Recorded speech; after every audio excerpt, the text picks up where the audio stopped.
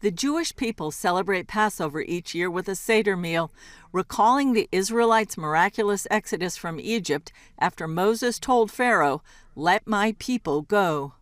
Known as the holiday of freedom, those here have the same message for the captors still holding their loved ones hostage. We want them to celebrate the upcoming holiday with us, and not in dark tunnel in inhuman conditions. Let our people go. This is the dining room at Kibbutz Nir Oz. Last Passover, it was full of hundreds of people celebrating the holiday of freedom for the Passover Seder.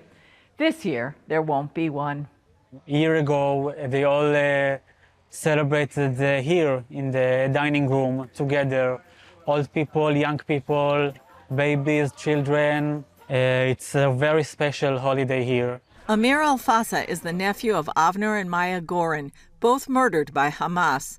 Maya's body is still held in Gaza. I want the world to not being indifferent to what happened here, to scream and shout with us and put pressure on Hamas, Qatar, whatever they can to bring our people back.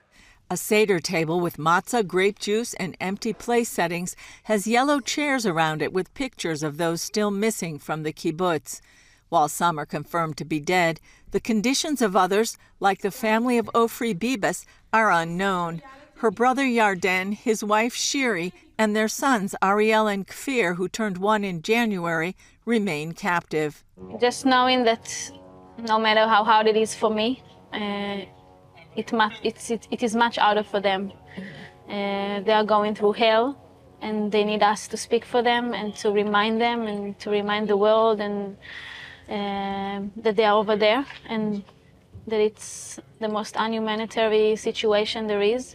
She sees the connection with the upcoming holiday as crucial. Passover is we call it the holiday of freedom, and their freedom was being taken from them 6 months ago. More than a quarter of Kibbutz Nir Oz's members were either killed or kidnapped on October 7th. 36 of them, some of them not alive, are still in Hamas captivity in Gaza. Yael Adar is the mother of 38-year-old Tamir Adar, murdered and held in Gaza. As part of the kibbutz security team, Tamir left his family in the bomb shelter to help defend his community that fateful day. I want every place in the world, just before they say who is guilty, who is not guilty, ask yourselves if it's possible to have a reality where they kidnap people, rape, murder, and the other side is supposed to be quiet? Given the terror attacks that happened in Israel could happen anywhere, Adar questions why the world holds Israel to a double standard. If that reality sounds logical to someone, they can volunteer to have it happen to them. And everyone who says to himself, this won't happen in my country, then they should make sure it doesn't happen in this country. It's impossible that it happens here, and they tell us, stop the war. Imagining how her little nephews would enjoy Passover if they were free, Bibas calls on the world to help. Will they be granted the freedom so cruelly taken from them?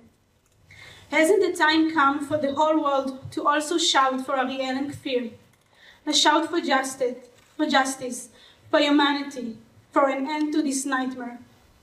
Let my family go. Let our people go.